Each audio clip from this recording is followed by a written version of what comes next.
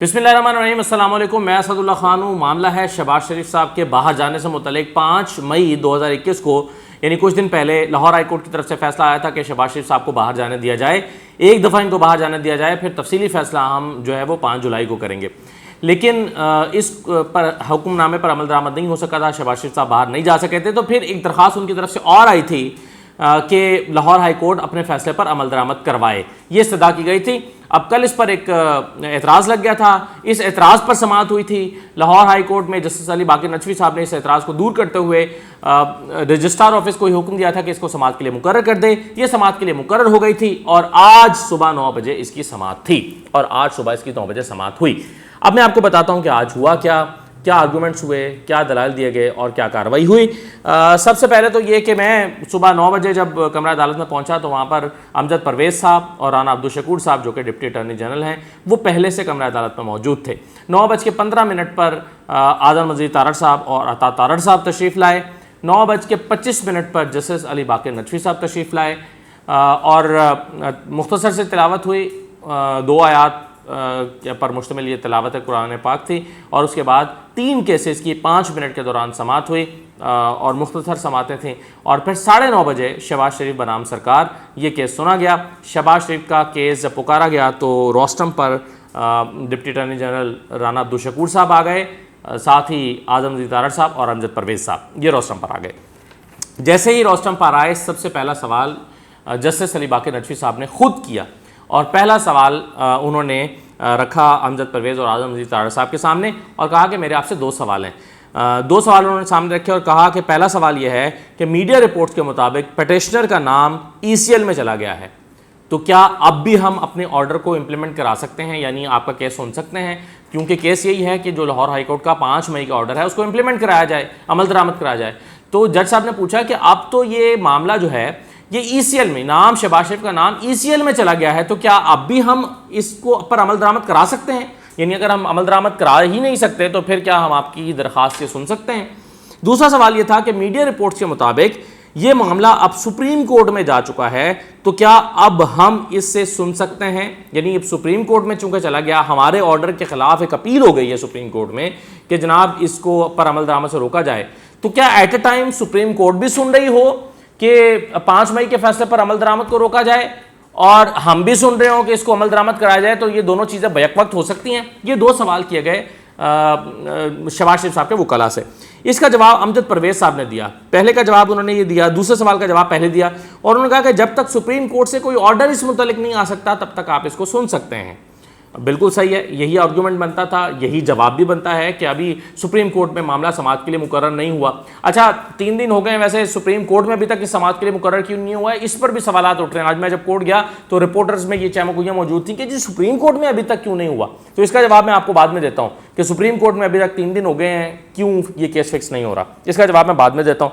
लेकिन अमजद परवेज़ साहब ने कहा कि जब तक सुप्रीम कोर्ट से कोई ऑर्डर नहीं आ जाता या स्टे नहीं आ जाता या हमारे लिए कोई हुक्म नहीं आ जाता तो तब तक आप इसको सुन सकते हैं। दूसरा उन्होंने ECL से मुतालिक उन्होंने कहा कि ये मीडिया रिपोर्ट्स हैं और ये भी एक सवाल है कि इस फैसले के आने के बाद शहबाज शरीफ का नाम जो है वो ECL में क्यों डाल दिया गया है। तो यहां पर जस्टिस अली बाकर नदवी साहब ने उनको टोका, उन्होंने कहा कि ये सेकेंडरी क्वेश्चन है कि उनका नाम ECL में क्यों डाला गया है। बुनियादी सवाल यह है और फर्स्ट क्वेश्चन ये है कि क्या अब ये ऑर्डर इंप्लीमेंट हो सकता है, क्योंकि हम इस ऑर्डर के इंप्लीमेंट करने के लिए दरख्वास्त सुन रहे हैं, तो क्या ये ऑर्डर इंप्लीमेंट हो सकता है? इस पर आज़म मजीद तारड़ साहब ने कहा कि जनाब आप इनसे जवाब मांग लें, इनका जवाब आ जाएगा, सारी बातें क्लियर हो जाएंगी। इस पर बाकर नदवी साहब जो हैं वो अब उन्होंने रुख किया deputy attorney general Rana Abdul Shakoor साहब की तरफ और उनसे भी 2 सवाल किए। उन्होंने कहा कि मेरे आपसे 2 सवाल हैं। पहला सवाल यह है कि किन सर्कमस्टांसेस में ये ऑर्डर इंप्लीमेंट नहीं हुआ। इंग्लिश में उन्होंने पूछा कि under which circumstances this order is not implemented. दूसरा सवाल उनका ये था कि और अब क्या ये इंप्लीमेंट हो सकता है। 2 सवाल किए राना अब्दुल शकूर साहब ने। अब राना अब्दुल शकूर साहब जो डिप्टी अटॉर्नी जनरल, उन्होंने इन सवालों के बराह रास्त जवाब देने से पहले कुछ ग्राउंड बनाने के लिए आर्गूमेंट दिए और उन्होंने अपनी बात का आगाज़ इस तरह से किया।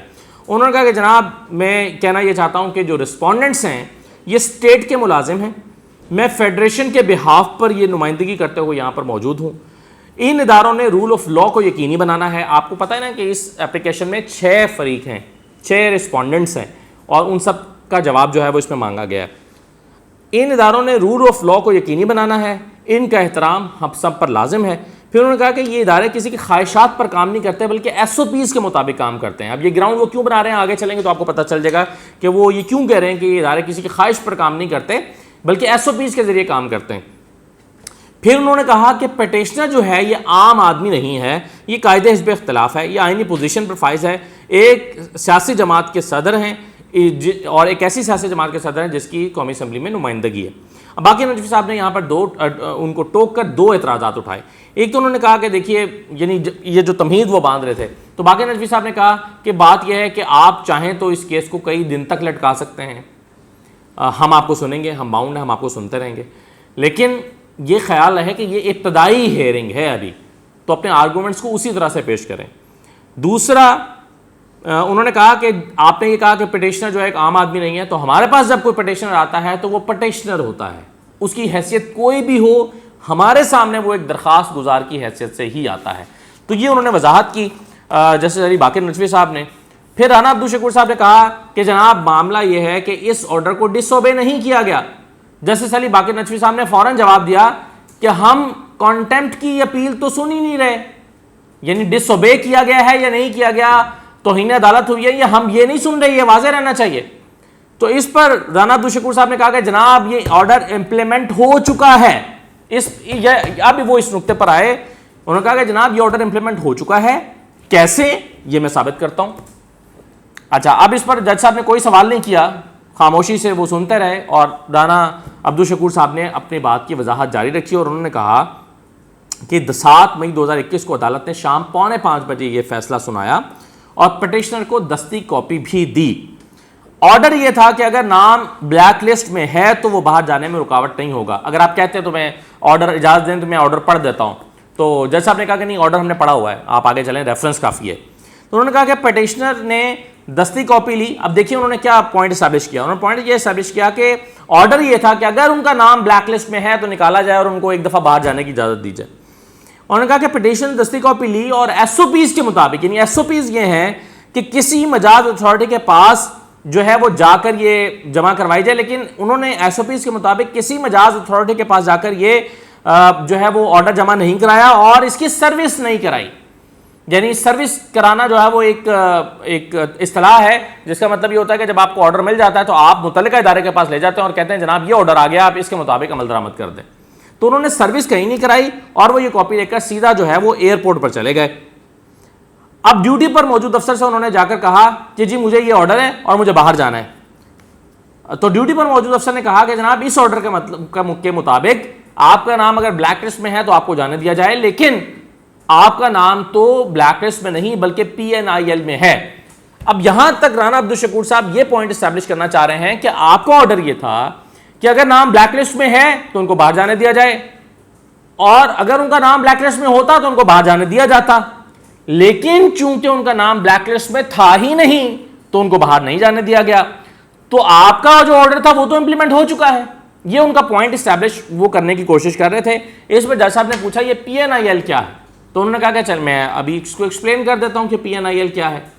اب وہ اپنے ڈاکومنٹس نکالنے لگے جس میں وہ ڈیٹیلز لسٹ جو مختلف کیٹیگریز ہوتی ہیں کہ یہ ECL ہے, یہ PNIL ہے, اور PNIL میں کب ڈالا جاتا ہے, کس کو ڈالا جاتا ہے, کیوں ڈالا جاتا ہے, یہ پوری تفصیلات کا ایک SOP پروسیجر موجود ہے. وہ ڈاکومنٹ نکال کر وہ پیش کرنے لگے عدالت کو. تو پھر اس پر جج صاحب نے کہا کہ آپ یوں کیجئے کہ 26 مئی کو تفصیلی جواب اس کا آپ تحریری جواب جمع کرا دیں اور تب تک کے لیے ہم جو ہے وہ تاریخ دے دیتے ہیں. تو یہ کہہ کر سماعت وہاں پر مکمل ہو گئی. اب میں آپ کو یہ بتا دیتا ہوں کہ عدالت کا 26 مئی کی تاریخ دینا یہ کچھ حوالوں سے سگنیفیکنٹ ہے. اس کی اہمیت ہے. اس کی اہمیت کیوں ہے؟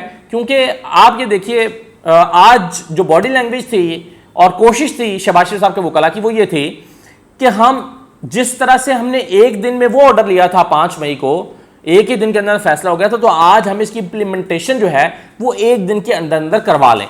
لیکن چونکہ اس فیصلے پر بہت زیادہ تنقید یہ ہو چکی ہے کہ رسپونڈنٹس کو سنا نہیں گیا, تو آج رسپونڈنٹس کو سننے کے لیے ان سے جواب مانگ لیا گیا.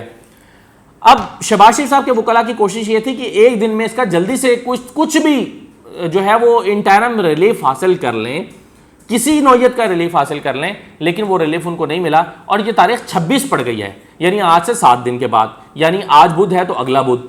اب اس دوران میں کیا ہونا ہے، سگنیفیکنٹ کیا ہے؟ اسی دوران میں دیکھیے سپریم کورٹ میں بھی اس فیصلے کے خلاف عدالت میں سپریم کورٹ میں حکومت جا چکی ہے۔ اب اگر 7 دن کے اندر اندر وہاں سے کوئی آرڈر آ جاتا ہے تو یہ درخواست ایک طرح سے غیر فعال ہو جائے گی، فریولس ہو جائے گی۔ اب یہ درخواست غیر فعال ہو جائے گی تو یہ اس کی اہمیت نہیں رہے گی۔ تو اب 7 دن کے اندر اندر جو جواب تیار کر کے جمع کروانا ہے وفاق نے، ڈپٹی اٹارنی جنرل اور باقی اداروں نے، رسپونڈنٹس نے، اس کے دوران کبھی امکان اس بات کا ہے کہ سپریم کورٹ سے جو ہے وہ کوئی آرڈر آ سکتا ہے یا سٹے آ سکتا ہے، یا وہاں پر کچھ اس طرح کی چیز آ سکتی ہے کہ جس کو جواب بنا کر یہاں پر داخل کیا جائے گا کہ جناب یہ دیکھیں سپریم کورٹ نے اپنی یہ آبزرویشن اس کے بارے میں شو کر دی ہیں، تو اب آپ اس کو نہ سنیں جب تک کہ سپریم کورٹ سے آرڈر نہ آ جائے۔ تو لہٰذا لاہور ہائی کورٹ میں یہ معاملہ کھٹائی میں پڑ گیا ہے۔ کہنے کو تو 6 دن 7 دن زیادہ نہیں ہے، لیکن اس 7 دن میں جو امپورٹنٹ چیز ہے وہ یہ کہ سپریم کورٹ میں بھی تو کچھ نہ کچھ ہونا ہے۔ تو سپریم کورٹ میں اگر کچھ ہو جاتا ہے، کوئی آرڈر آ جاتا ہے، کوئی آبزرویشن آ جاتی ہے، کوئی اسٹے آرڈر آ جاتا ہے، تو یہ جو درخواست ہے غیر فعال ہو جائے گی، اس کی اہمیت نہیں رہے گی۔ اس لحاظ سے ایک طرح سے شہباز شریف صاحب کے وکلاء کو کچھ مایوسی ہوئی کہ ہم تو سپریم کورٹ کے آرڈر سے پہلے یہاں سے ریلیف حاصل کرنے میں کامیاب ہو جاتے تو زیادہ بہتر تھا۔ کوشش یہی تھی کہ سپریم کورٹ میں اگر معاملہ چلا گیا یا وہاں پر سماعت شروع ہو گئی تو یہ معاملہ لٹک جائے گا۔ کوشش یہ تھی کہ سپریم کورٹ کے آرڈر سے پہلے ہم یہاں سے کوئی ریلیف لے لیں، یہ نہیں ہو سکا۔ تو ایک طرح سے جو شہباز شریف صاحب کے وکلاء تھے ان کو مایوسی کا سامنا کرنا پڑا۔ اب یہ سوال کہ اس کو کچھ لوگ خام خواہ جوڑ کر دیکھنے کی کوشش کر رہے تھے کہ جی 3 دن ہو گئے سپریم کورٹ میں یہ فکس نہیں ہوا کیس، تو شاید یہاں لاہور ہائی کورٹ سے جو ہے وہ کسی قسم کا ریلیف مل جائے، کیونکہ اور اسی لیے وہاں پر یعنی ملا کر دونوں چیزوں کو دیکھ رہے تھے کہ یہاں سے ریلیف اور وہاں سے تاخیر، ان دونوں میں کوئی کنیکشن ہے۔ تو جناب ایسا نہیں ہے۔ وہاں پر ابھی تک کیس کیوں نہیں فکس ہوا، اس کا جواب یہ ہے کہ لاہور ہائی کورٹ کی کاپی برانچ سے ایک مصدقہ نقل نکلتی ہے، اور وہ مصدقہ نقل جو ہے وہ ہوتی ہی سپریم کورٹ کے لیے ہے۔ اس کے اوپر لکھا ہوتا ہے مصدقہ کاپی برائے سپریم کورٹ، یعنی یہ نہیں ہے کہ ایک آرڈر آیا اس کی کاپی کرا کے دستخط کرا کے ہائی کورٹ سے مہر لگوا کے اور وہاں پر پیش کر دی جائے گی سپریم کورٹ میں، ایسا نہیں ہوتا۔ برانچ سے، کاپی برانچ سے ایک خاص کاپی نکلتی ہے جو کہ سپریم کورٹ کے لیے ہوتی ہے، جس پہ لکھا ہوتا ہے کہ مصدقہ کاپی برائے سپریم کورٹ۔ وہ کاپی حاصل نہیں کی جا سکی تھی، وہ کاپی شاید آج حاصل کر لی جائے۔ ابھی تک میں نے ابھی ویڈیو کرنے سے پہلے چیک کیا، ابھی تک وہ جاری نہیں ہوئی۔ اگر آج جاری ہو گئی تو وہ سپریم کورٹ میں پیش ہو جائے گی، اور جیسے ہی وہ سپریم کورٹ میں پیش ہوگی وہ کیس فکس ہو جائے گا۔ تو وہ جو چیم گوئیاں ہو رہی ہیں وہ بالکل ہوائی باتیں ہیں، غلط بات ہے۔ تو یہ جو آج کی کارروائی ہے اس میں اب 2 سوال پیدا ہوتے ہیں کہ سپریم کورٹ سے یعنی نظریں رہنی چاہیے سپریم کورٹ کے اوپر کہ سپریم کورٹ سے آنے والا آرڈر جو ہے اس کی کیا اہمیت ہوگی، اور اس کے بعد اس درخواست کا کیا بنے گا۔ اور دوسرا یہ کہ نام اب چونکہ ڈیولپمنٹ یہ ہو چکی ہے کہ نام شہباز شریف کا ای سی ایل میں جا چکا ہے، اور جس آرڈر کو امپلیمنٹ کرانے کے لیے عدالت کے پاس آئے ہیں اس آرڈر میں ای سی ایل کا نہیں بلکہ بلیک لسٹ کا نام ہے، تو وہ آرڈر اب امپلیمنٹ ہو بھی جائے تو نہیں ہو سکتا، کیونکہ بلیک لسٹ سے تو نام نکل گیا، ای سی ایل میں آ چکا ہے۔ تو ای سی ایل کے لیے پھر ایک نئی درخواست ڈال کر دوبارہ عدالت کے پاس آنا پڑے گا شہباز شریف صاحب کو کہ میرا نام ای سی ایل سے نکالنے کی جو ہے وہ اجازت دی جائے، جیسے کہ پچھلی مرتبہ انہوں نے عدالت سے ریلیف لیا تھا کہ اپنا نام ای سی ایل سے نکلوایا تھا۔ تو اب ای سی ایل سے نام نکلوانا ہے تو فریش اپلیکیشن کے ساتھ آنا پڑے گا۔ اس اپلیکیشن کا دائرہ اختیار جو ہے وہ صرف پرانے آرڈر کو امپلیمنٹ کرانے کے ساتھ ہے، ای سی ایل سے نام نکلوانے کے ساتھ نہیں ہے۔ تو یہ میرا خیال ہے قانونی پوزیشن ہے جو آپ کو سمجھ آ چکی ہوگی۔ اب اس کیس میں اگلی جو پیش رفت ہے وہ یا تو 26 تاریخ کو ہوگی یا پھر سپریم کورٹ میں اس سے پہلے ہو جائے گی۔ اجازت دیجیے، اللہ حافظ۔